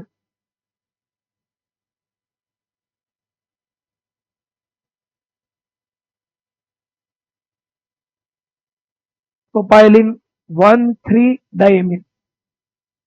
तो जब क्या हो कि किसी भी कॉम्प्लेक्स के साथ में जो लिगेंड है, लिगेंड की खुद की जो पोजीशन है डोनर एटम की, वो वो ही चेंज हो जाए मान लो, तो वो ऐसे जो आइसोमर्स होते हैं उनको अपन बोलते हैं लिगेंड आइसोमर शो करते हैं। ये दोनों लिगेंड है, इसमें दोनों डोनर एटम है, एक में डोनर एटम 1,2 पे है और एक में डोनर 1,3। वो प्रोपाइलिन 1,2 डाइएमीन है, ये प्रोपाइलिन 1,3 डाइएमीन। तो ये लिगेंड आइसोमर शो करेंगे। चलो, ligand with C3H6 have two different structures, 1,3 diaminopropane, 1,2 diaminopropane। Okay, तो ये आपको ध्यान रखना। Those complex which have same molecular formula same हो but different with respect to their ligands। Ligand की पोजीशन लिगेंड के अंदर जो डोनर है उसकी पोजीशन में अगर चेंज मिले वो लिगेंड आइसोमर। ओके, लास्ट आता है कोऑर्डिनेशन पोजीशन आइसोमर। ये जनरली उनमें मिलता है इसमें पॉलीन्यूक्लियर कॉम्प्लेक्स हो। पॉलीन्यूक्लियर कॉम्प्लेक्स कैसे बता सकता हूँ, देखो जैसे मान लो एक कोबाल्ट है ना, इधर मान लो मैंने एक जोड़ दिया ट्राई फेनिल फॉस्फेन क्लोरीन, यहाँ पे दो मान लो मैंने जोड़ दिए NH2, यहाँ पे भी कोबाल्ट है, ट्राई फेनिल फॉस्फेन, ये होता है क्लोरीन। तो ये क्या हो गया, इसमें सेंट्रल मैटर कितना हो, 2 हो गए। तो इसी के अकॉर्डिंग बोला it is show by polynuclear complex due to interchange of ligands between the different metals. यहाँ पे जो मेटल है इसके साथ में ट्राइफिनिल फॉस्फेट एक है, अगर मैंने ये भी उधर ले जाता हूँ और उस क्लोरीन को इधर ले आता हूँ,